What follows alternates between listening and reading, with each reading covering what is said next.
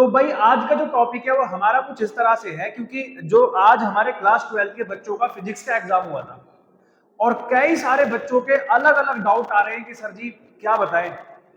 कुछ कह रहे हैं कि सर जो हमारा पेपर है वो बिल्कुल पिछले साल के जैसा रहा, बिल्कुल टफ रहा, मतलब कोई एक्सपेक्टेशन ही नहीं थी हमें इस तरह की चीजें भी हो जाएंगी।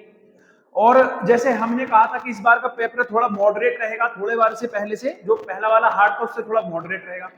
लेकिन मैं ये मानता हूं कि जो हमारा सीबीएसई है वो थोड़ा सा इस चीज में अलग अलग पैटर्न लेकर चल रहा है। जैसे कई सेट को वो क्या कर दे रहा है, इजी बना दे रहा है, कई सेट उसके मॉडरेट है और कई सेट उसके क्या है, टफ आ रहे हैं। जो बच्चे हमें बता रहे हैं, जैसे हम लोग अभी जो अपना क्लास देते हैं नोएडा में, हमारा क्लास चलता है, तो वहां पर मैंने जब अपने ऑफलाइन बच्चों से पूछी कई सारी बातें, जिनमें मैं अभी आपको एक बच्चे से शेयर भी कराऊंगा। और जैसे हमारे पास ये फिजिक्स का सेट नंबर 3 है, मतलब मेन चीज जो है, कई सारी बातें मुझे आप लोगों के साथ शेयर करनी है और आप लोग क्या कमेंट करते हैं वो मुझे बताना कि आप लोगों की क्या राय है कि ये चीज थोड़ा सा मुझे सही नहीं लगा, कि इसमें थोड़ा सा बदलाव होना चाहिए। मतलब चीजें ये हैं कि भाई आप ये मान के चलो एक सेट आपने बहुत ज्यादा अच्छा दे रखा है, और जहां हम बात करें डेरिवेशन की तो पूरे सेट में मात्र 2 से 3 डेरिवेशन है, मात्र 2 से 3 डेरिवेशन है। ठीक है, तो इन पर भी थोड़ा सा काम करना चाहिए।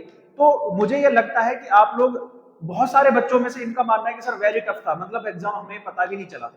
फिर दूसरे बच्चे ये कह रहे हैं कि सर मॉडरेट पेपर रहा है।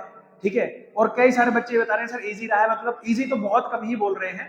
ठीक है, और बाकी जो एग्जाम हॉल का क्या क्राइटेरिया रहा है तो मैं आपको एक बच्चे से मिलाता हूँ। आ जाओ बेटा। तो आप मुझे बताओ क्या क्राइटेरिया था, मतलब आपके जो सेट नंबर 3 है आपका कैसा गया, पहले तो आप ये बताओ। मतलब क्वेश्चन ठीक थे, जो सेक्शन बी और सी था हाँ जी, वो थोड़ा टफ लगा। मतलब बी और सी वाला जो सेक्शन था आपका वो थोड़ा सा टफ था, यानी सेट नंबर जो आपका इस वाले सेट में सेक्शन नंबर बी और सी टफ बता रहे हैं। ऑप्शनल वगैरह कैसे थे? ऑप्शनल वगैरह ठीक थे, बस तो मतलब ओवरऑल आपका क्या मतलब रिस्पॉन्स था, कैसा गया आपका? पेपर से अच्छा है। पेपर अच्छा गया आप लोगों का। तो मतलब जो आपके क्लास में और भी बच्चे बैठे होंगे तो उनका पेपर किस हिसाब से, मतलब सारे सेट एक जैसे थे या फिर अलग अलग था? नहीं, अलग अलग थे, कोई इजी भी था और कोई हार्ड भी थे। कोई इजी भी था और कोई हार्ड भी था। मतलब मैं यही बात आपसे बात कर रहा हूँ कि भाई जिन बच्चों का हार्ड आया है, जिन बच्चे जो मायूस हो रहे हैं, भाई देखो मायूस होने की कोई बात नहीं है, आपका टफ था इसीलिए आपका थोड़ा सा बेकार गया है। ऐसी कोई बात नहीं कि सबका कुछ ऐसी चीजें होगी कि सर हमें उदास होने की जरूरत है, नहीं। अब आप नेक्स्ट टॉपिक पर काम करें या नेक्स्ट उस पर काम करें, इसमें थोड़ा सा बदलाव होना चाहिए, मेरा तो ये मानना है। जैसे बच्चा बता भी रहा है कि सर बहुत सारी चीजें ऐसी थी कि जो क्लास में बहुत सारे बच्चे थे वो इस चीज को लेकर भी यार हमारा टफ था, है ना। इनका बोल रहे हैं कि सर हमारा बी और सी सेक्शन भी थोड़ा सा टफ रहा है। ठीक है, इनमें से मैं आपको बताऊं तो कुछ इन्होंने डायरेक्ट क्वेश्चन दे दिए, लेकिन कुछ ग्राफ ऐसे दे दिए जो बच्चों को पता भी नहीं चल रहा, भाई अलग ही लेवल है उनका।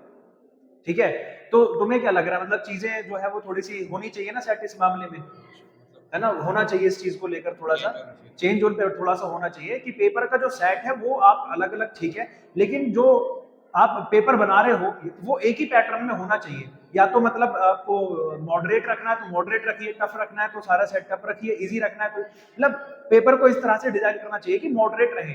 ठीक है, बदलाव तो होना जरूरी है, लेकिन इस तरह का भी बदलाव ना हो कि कोई सेट आपका ज्यादा टफ आ रहा है, कोई सेट आपका मॉडरेट आ रहा है। हमने भी अपने बच्चे से भी बात की और हमने देखा कि भाई अलग अलग रीजन में, और ये सेट मतलब प्रॉब्लम ये नहीं है कि सेट ही अलग है, भाई रीजन के हिसाब से भी। ठीक है, कोई बच्चा कहीं का है तो उसके रीजन के हिसाब से भी कहीं टफ और इजी बन रहा है। तो मुझे लगना है कि ये थोड़ा सा सीरियस इशू है।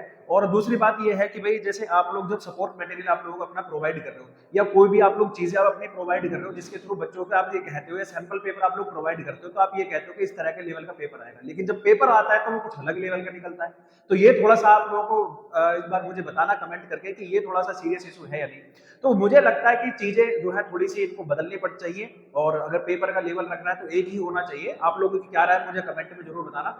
तो मैं तो यही कहूंगा कि भाई आप लोगों में से कोई भी मायूस ना हो, अगर किसी का टफ गया तो वेरी टफ था, ऐसी कोई बात नहीं है। ठीक है, आप ये मानो समझाओ अपने, अगर कोई पेरेंट्स कहता भी है कि कभी यार आपके नंबर क्यों आए कम या वगैरह, तो उनको ये बताना है कि भाई चीजें टफ थी, कोई इशू नहीं है। ठीक है इसमें, और अपना मायूस जो पन है वो दूर करके अपने आप को आगे के पेपर की तरफ मोटिवेट करना है और आगे की तरफ ध्यान देना है।